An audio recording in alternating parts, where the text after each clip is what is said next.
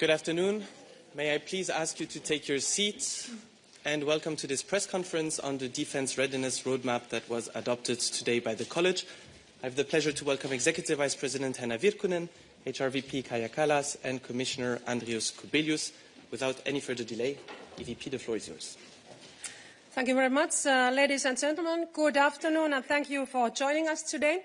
Today, the College has adopted a vital roadmap that will guide us to European defence readiness by 2030 with very concrete goals and milestones. To be ready by 2030, we need to move now, and we need to move fast, and we need to move together. Let me start by thanking my colleagues HRVP Kaja Kallas and Commissioner Kubilius for their very excellent work on this urgent topic. They will shortly share more details of the roadmap and our main projects. On Monday in this week, I had the chance to visit Kyiv together with the High Representative Kallas, and the courage and determination of the Ukrainian people is truly amazing. It also showed us that the security deficit that has been running for decades in Europe can be caught up with the swift actions. Strengthening Europe's defence also means standing firmly with Ukraine. We have already taken big steps to enable major defence investments in the European Union. After years of massive underinvestment in our defence, the White Paper has identified the main critical capability gaps, such as drones and counter-drones, cyber, artificial intelligence, missiles and ammunition. We have then proposed a massive defence package of €800 billion in our Rearm Europe plan Readiness 2030. Precisely to support our member states and our defence industries, thanks to the activation of the national escape clause of the Stability and Growth Pact, as well as through our safe loan instrument. That is what has happened already. In 4 years' time, our member states, 4 years ago, our member states, they were investing €218 billion in defence. And by this year, it's estimated to reach €392 billion. So in 4 years' time, it has been almost doubled how much member states are allocating now funding to defence. So our message is clear. Europe is stepping up. Europe is investing in its defence, and Europe will be ready to defend itself. But the European Council is right. We, of course, need to be able to measure also our progress, and we propose to do it annually with this roadmap. We need clear objectives and milestones to close these capability gaps, to further accelerate our joint defence investments across member states, and also to guide the EU's progress towards full defence readiness by 2030. In the next MFF, we have proposed substantial increase in defence spending. Within the European Competitiveness Fund, Defence and Space, we are proposing 5 times more funding than we have today. And with the Horizon Europe, dual-use actions would be eligible for support from the €175 billion budget. And the European Innovation Council would be able to support innovation in critical technologies with focus on defence applications. And in addition, also, we are proposing to allocate 10 times more funding to military mobility than we have in the current MFF. Today, we are proposing to the European Council 4 initial European flagships: the European Drone Defence Initiative, the Eastern Flank Watch, the European Air Shield, and the European Space Shield. And why these flagship projects? Because our response needs to be a collective one. Because an attack on one of our member states is an attack on our entire Union. These flagships, they will reinforce Europe's ability to deter and defend across land, air, sea, cyber and space, while contributing directly to NATO capability targets. The European Council will make the decision, and if the threat landscape changes, can add also new European flagships. Later this year, we will also present 2 additional initiatives to support our readiness, military mobility package and also the technological transformation of defence industry. Military mobility is a very crucial horizontal enabler to ensure European security and defence. The white paper identified over 500 hotspot projects to military mobility that needs to be also addressed urgently. Our objective is that by the end of 2027, we will have an EU-wide military mobility area with harmonized rules and procedures and a network of land corridors, airports, seaports and support elements for troops and military equipment to move swiftly across the European Union. To ensure peace through deterrence, Europe's defence capabilities must be also ready for the battlefields of tomorrow. Those that develop their own technologies will be the strongest and least dependent. We want to make sure that the European defence industry is in the forefront of this work. But now I would like to give the floor for High Representative Kaja Kallas. Thank you, dear Henna. This roadmap for defence readiness is a plan to keep peace. Over the next few years, there must be a major build-up of European defence capabilities. Russia has no capacity to launch an attack on the European Union today, but it could prepare itself in the years to come. Danger will not disappear, even if the war in Ukraine will end. Member States identified 9 capability areas, like Henna already mentioned, in line with the NATO targets. The roadmap is a plan to fill these gaps with clear goals, timelines, and indicators for work. The European Defence Agency will be instrumental in helping in this. It connects member states, aggregates demand, provides advice, and links member states to defence companies. Our aim is that by 2030, all the current shortfalls are filled.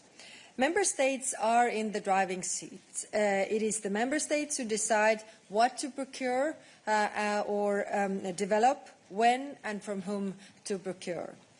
Only by working together we can address the most demanding capability shortfalls. And this is why we propose that member states work together in coalitions where the member states cannot work alone because anybody is not big enough. The work has already started. This week, the first meeting of the drones coalition took place with the Netherlands and Latvia in the lead. Drones are already redefining warfare. Having drone defences is no longer optional for anyone. Today, we propose a new anti-drone system to be fully operational by the end of 2027. And this will be done, of course, in close cooperation with NATO.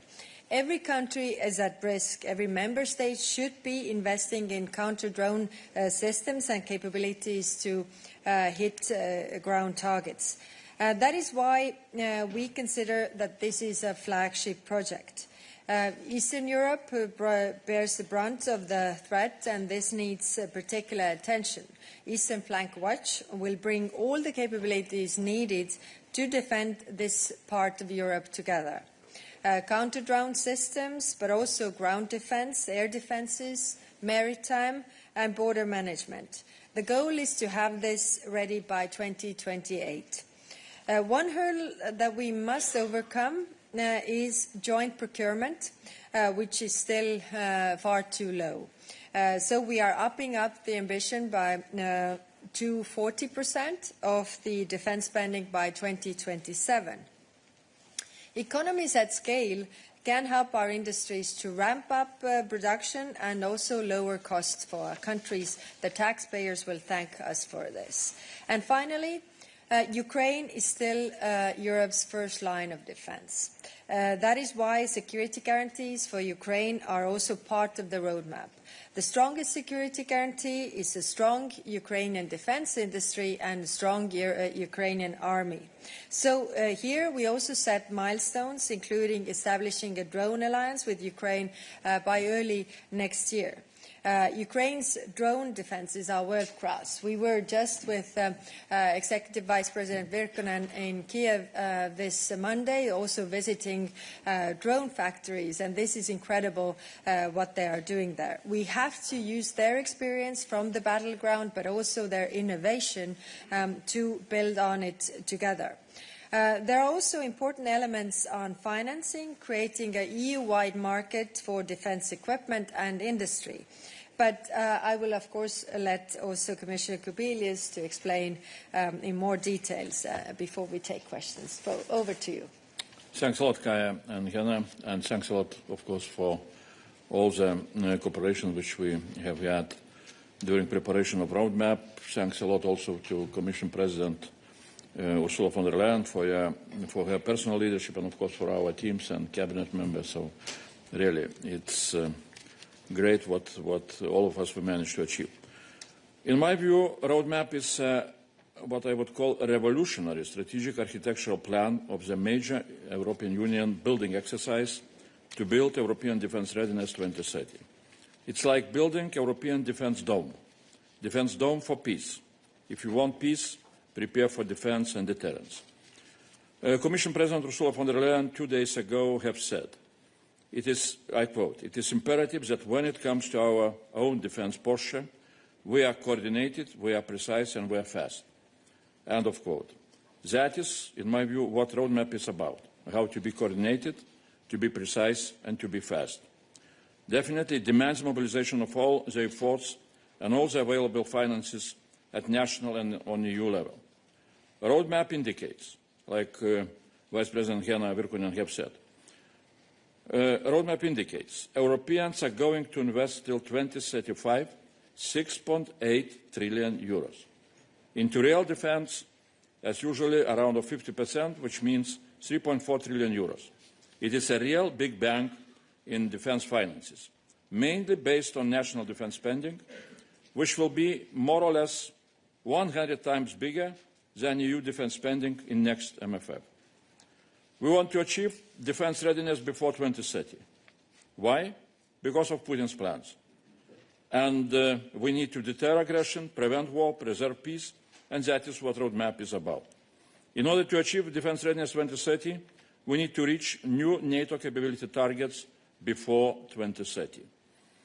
From public information, we can guess that now we are at the level of only 50% of those targets. In order to achieve that goal, now we need to move from the opportunity stage into delivery stage.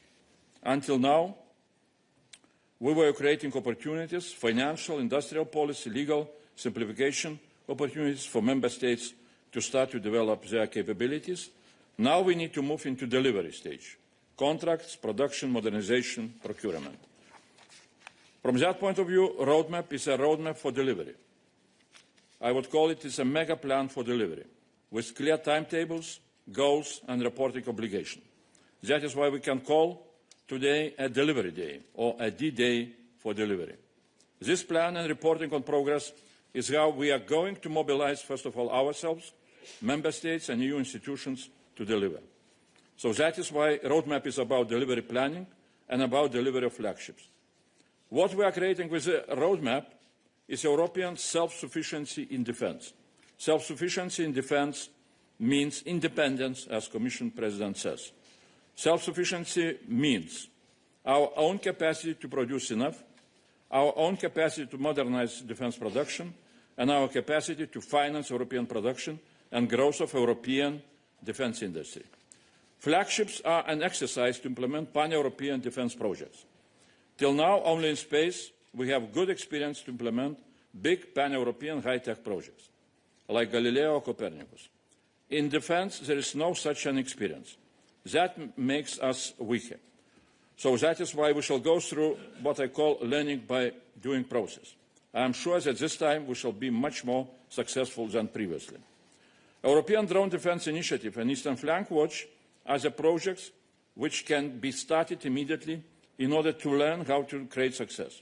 They can be realized together with Ukraine, and I am sure that other two flagships, European Air Shield and Space Defence Shield, will be also a real success. Ukraine defence deserves our support. Roadmap has a very important promise, reparation law to be realized before the end of 2025. And Ukraine is ready to help us with its know-how and battle-tested experience. We are building European Defence Dome together. In building the European Defence Dome, we need to overcome fragmentation of European defence industry and we need to spend taxpayers' money in the most effective way in order to strengthen European defense industry. As an example, incentivization for joint procurement can cut prices for defense production by 30%. The plan is to increase joint procurement from 20% to 40% by the end of 2027. Taking into account all defense investment up to 2035, it can save up to 200 billion euros for national governments and taxpayers. Or incentivization to spend more defense money with the European defense industry can bring back, with each additional 10% spent in Europe, an additional 150 billion euros spent with our defense industry, which otherwise would be spent in third countries up to 2035. Now, I would like to remind, we are spending only around 40% in Europe, and we want to increase this up to 55%. So there are also very ambitious goals on military mobility and single market in defense equipment, which are crucial for development of military readiness. And in conclusion, implementation of the roadmap is giving a very heavy tasks and mandate to Commission, other EU institutions and Member States, which will demand huge efforts on our side to deliver. And I am sure that we shall deliver Defence Readiness 2030. And I hope that Council will support our ambition to build European Defence Dome. Thank you very much to the three of you. We now have time to take your question. Let's start here with Angela.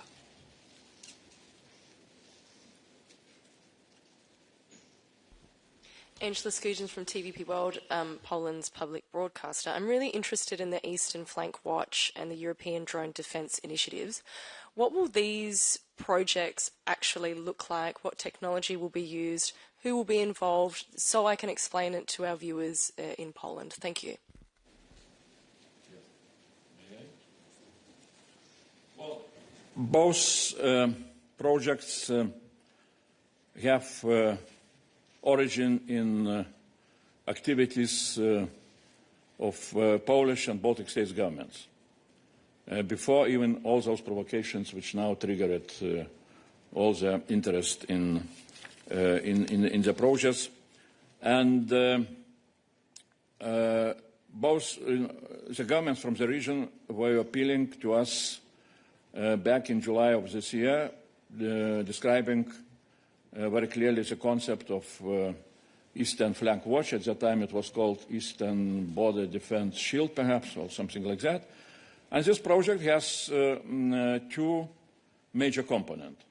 One is what I would call ground wall, how to build all the counter-mobility measures on the ground, like anti-tank trenches, like so-called Dragon Ts.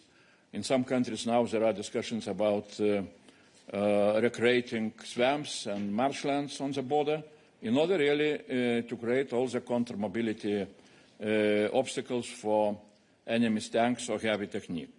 From another side, the countries are also looking into possibilities to develop what we called at the beginning drone wall in order to be ready to defend themselves against any possibility of drone attacks or drone provocations. And also learning how to use drones in order to hit the targets on the ground. Now what we have seen from those provocations which recently had happened, that unfortunately, or that's a consequence of let's say, not taking into account how the war doctrines are changing in Ukraine. Till now, we had very limited abilities to detect drones and also limited abilities to destroy drones with cost-effective measures. So what is needed to be done here, really we need to start to invest into, first of all, into detection capabilities, both in frontier region, but also in the countries which want to develop such capabilities in order to be ready to defend themselves against any kind of provocations. And then also we need to invest into capabilities to destroy drones in a cost-effective way, with anti-drone interceptors, with electronic warfare means, and also with classical Zenit artillery or machine guns and mobile groups. A lot of things we can learn from Ukraine, There are countries which are moving ahead. Recently I visited Latvia and I saw how successful they are starting to build the whole network of acoustic sensors in order to be able to detect drones. So there are experiences, there are different, different companies which are producing exactly equipment which is very much needed, and I see all the possibilities really successfully to develop this project, and during next year to have at least sufficient implementation of that project in the countries which want to be part of those two projects. Thank you. Andrew. Thank you. Andrew Gray from Reuters. Can I ask about the financial aspect here? There doesn't seem to be any price tag on any of these projects. So do you have any estimates of how much these are going to cost? And where is the money going to come from? I take the point about safe and national budgets. But if we compare to the COVID crisis, which some people sometimes do, including on this podium when we look at the response to this crisis, is the message from the Commission that when there's a crisis in Southern Europe, there's free money not to be paid back, but when there's a crisis in Eastern Europe, it's loans and you'll have to pay it back? Well, I will not discuss about the messages, but I will tell you what is our vision and our plans. First of all, definitely we need to have those capability coalitions and flagship coalitions to develop much more clear technical concepts. What is needed to be done in each of those projects, especially when we're talking about flagships. Then we shall be able to also evaluate the cost. I can tell, for example, about now drone wall, or how it's called, European Drone Defense Initiative. They're the same countries which I was talking before, Poland and 3 Baltic states. Once they were appealing to Commission earlier in July, they put some kind of concept note and they put evaluation of this, chapter on drones, with detection, with management of information, of data, and also with anti-drone capabilities. And for those 4 countries, they evaluated that it will cost around of 1 billion euros. So just for us to understand that we're not talking here about hundreds of billions. But definitely, more precise evaluation will be available when we shall have much more clear concepts. Now, second, really, on financial side, I said deliberately, because I was expecting such a question, that, what I call big bang in finances are starting to appear. During next 10 years, we are going to spend 6.8 trillion euros for defense. For equipment, it will be more or less, if we are taking some kind of NATO standard from 40 to 50%, it will be 3.5 trillion euros. It's a big amount of money. The question, how we can use those money earlier than later, it's, of course, a rational question. But for time being, we need to look, first of all, how we are using those instruments which are available at the moment. So first of all, of course, safe loans. Member states can start to use those money now in order to develop some of the regional projects, for example, Eastern Flank Watch. Then there is also possibility to reallocate unused and spent cohesion funds and RRF funds. So those are, some of them are grants. I can tell you that now, at least what we hear from other services which are taking care about RRF money, there are 300 billion unspent RRF money, and out of that, 100 billion is grants. And member states need till end of this year to review their RRF plans, and they can put those money into defense. So those are possibilities which member states can use in a most effective way. Thank you, Commissioner. David.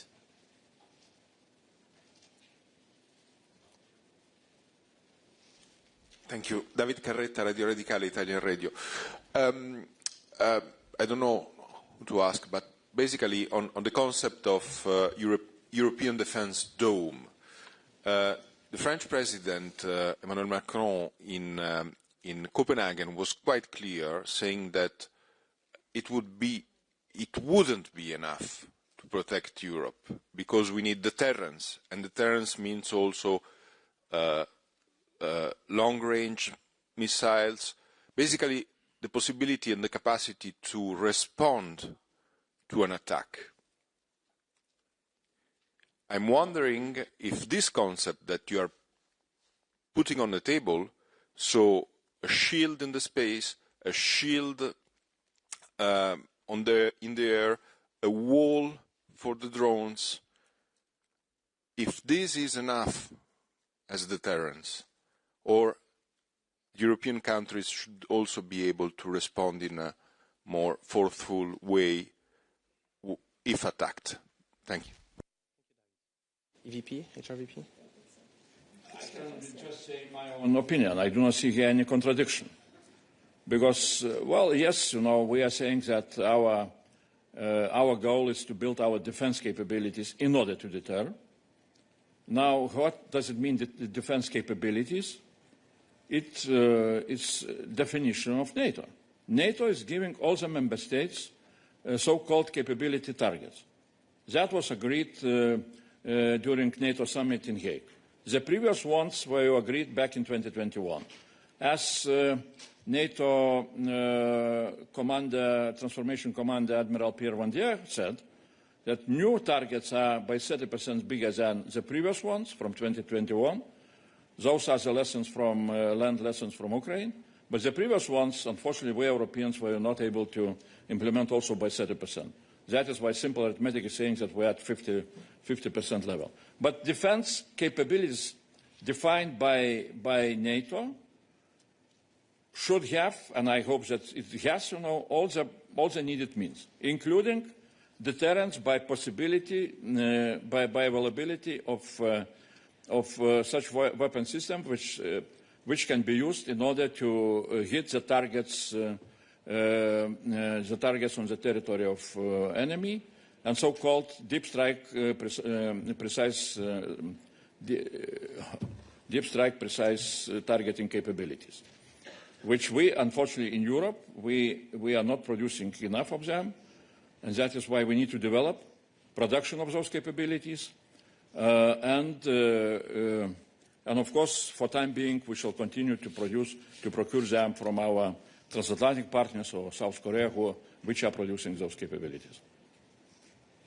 Thank you. EVP, please. Yes, maybe I would like to remind also about missiles, and it was clearly one of the critical capability gaps that was identified also in our defense white paper. But now in this proposal, in our roadmap, now we have focused on these 4 areas based on discussions with the member states, because we see that these are certainly 4 areas where we are encouraging member states now setting up capability coalitions. But of course it's possible if member states see that there's also other critical areas that they want to now join their efforts in the next months. It's of course possible also.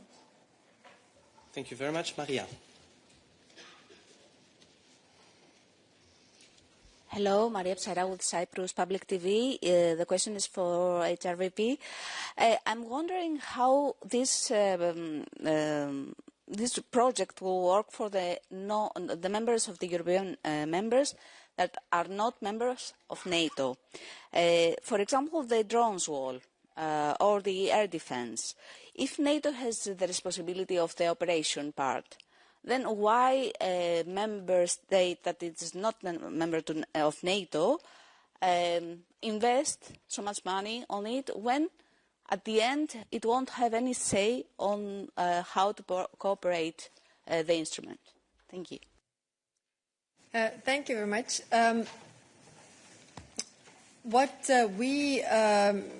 The feedback what we got when we were working out the roadmap from the member states was that first, the drone wall was about the eastern flank. But then member states who are not on the eastern flank said that, but the drones could come from the sea. I mean, the ships and everybody is in danger. So we actually need this drone defense for everybody, which is why we changed the concept also in this paper. Now, when I'm saying that we work in close coordination with NATO, is meaning that we don't do anything double.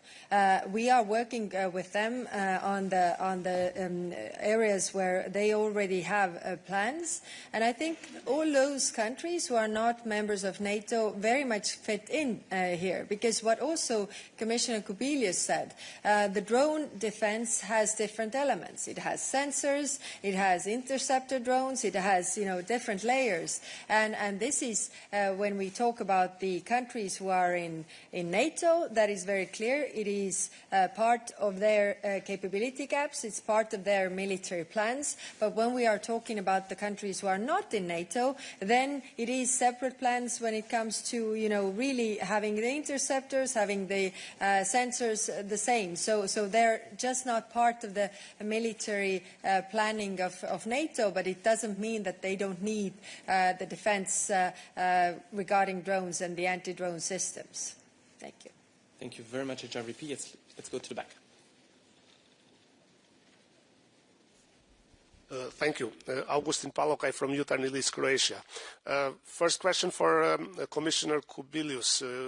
I guess you had a discussion last evening with the ministers from member states. How is their mood? Is there any country that is hesitant to support this ambition roadmap, which will cost a lot? Because at NATO there were some hesitant countries.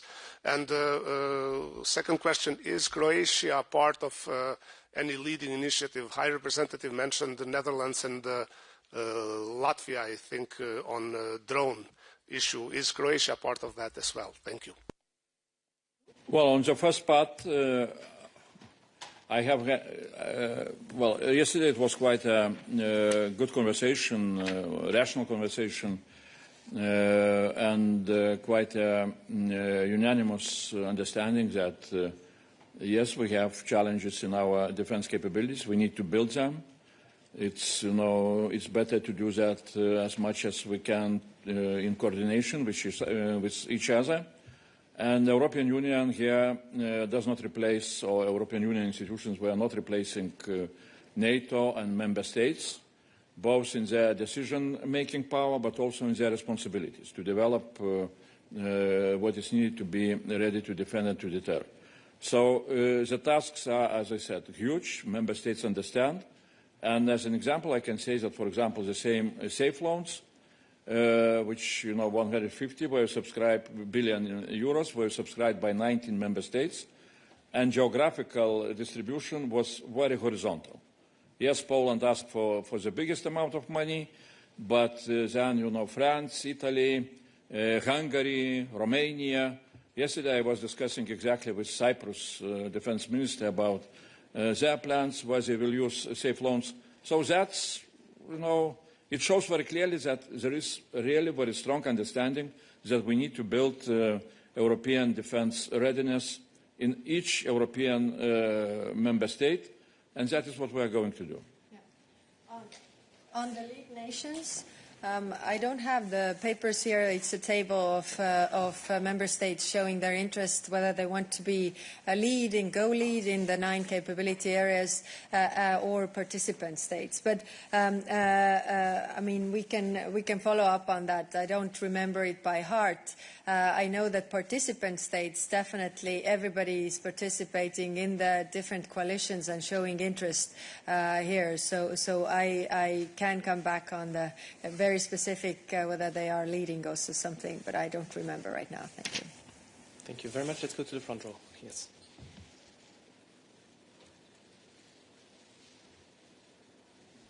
Yeah, thank you. Milda Velikanskite from Lithuanian National Radio and Television. I have a bit follow-up questions of my colleagues.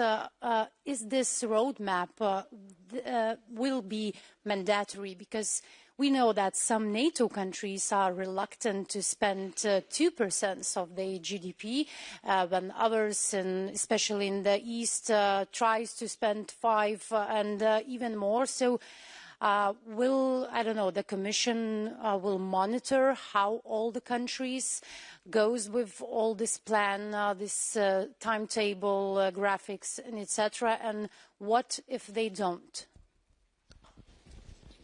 Thank you. HRVP. Yes, it will be followed very carefully. And each year we shall present to the Council a special report on defense readiness progress and the problems which are starting to appear or disappear, let's say so. And that is an instrument for us, how to say, what I was saying, to mobilize ourselves. Not to have such a situation that we have nice plans with a clear, nice goals, but then, again, nothing is happening. Or, it's somewhere lost in long discussions and so on and so on. So we had some kind of this experience earlier with different initiatives, different plans, how to coordinate our activities in defense. Not all of those initiatives were very successful. So we are learning lessons from our own experience, and we need to be ready to learn very quickly if something will not move. That is why, again and again, I can stress what I said. I see this process as learning by doing. Learning by doing. It means we are moving ahead, but if we shall see that something is not working, we need to look what are the reasons and what we need to change really to have the progress. Because the price not to have the progress can be very, very painful. To add to that, President of the Commission and I got the clear tasking from the European Council, the leaders level, after we presented the white paper on defence readiness, to have a clear roadmap how we get there. And that's why this roadmap is having clear objectives, clear deadlines, and clear monitoring as well. Of course, it is up to the Member States finally, because the Member States are in driving seat, but it clearly helps them to achieve these goals, to also do things together. And if we have the monitoring, then it's also showing who does what and where we have still, gaps, what to fill. So it is to help to fill the task also for NATO. Jarno, please. Thank you. Jarno Hartikainen, Helsingin Sanomat. Question to EVP Virkkunen, if I may. I'd like to come back to the aspect of solidarity that Andrew earlier picked on already. As you know, many member states on the eastern flank are calling for solidarity in the financing of these initiatives. And now what we hear from the podium is they can use SAFE, they can reallocate some of the RRF money. By the way, that money has been mostly allocated to the southern member states. So once again to the Vice President, what is the element of solidarity in the package that you are presenting today? Yes, we clearly, of course, see that we must invest much more to defense than we have done in the European level. And when we look now, the member states, they are investing and using to defense almost 400 billion in this year. And of course, if we are comparing it to European Union's annual budget, we see that it's the whole, our annual budget, what they are using to their military. So, of course, it's important also that we can support via EU budget, but the current MFF, it's not prepared for that so well, as we know. And that is the reason also why Commission, when we proposed the next MFF, we were proposing to use 5 times more funding for military and defense, and also 10 times more to military mobility, for example, because we see that this is a clear priority for the next years in the European Union, to make sure also that we can support with our budget those member states who need to invest more to security and defense. But in spring, when we proposed our defense white paper, then we also proposed a package for the next year, so 800 billion more funding via flexibilities, and then also with the SAFE loan. And of course, we are also trying to use all the possibilities we have inside our MFF, in the current MFF. But we know also that there is not so much flexibilities, and also it wasn't prepared for that kind of situation where we are. So first we were facing COVID pandemic, and after that full-scale war in Ukraine. So we are using all the flexibilities we have in our MFF, and of course now when we are calling member states to create and set up these capability coalitions, we will also see more clearly in the coming months what kind of support and instruments are needed to support the actions. May I add just a few words now? First of all, if you will look into the list of flagship projects, you will see that one project is really exactly devoted to that region, Eastern Flank Watch. And we hear from southern countries complaints, where is Mediterranean region? And definitely we need to take care about all the challenges and all the possible threats. But northern eastern region really has very specific flagship project, which shows that the European Union is not forgetting about the threats which this region is facing. And what does it mean, flagship project? It means that it will be possibility to use new instruments which are coming also at the moment almost. We shall have maybe today final negotiations on EDIP.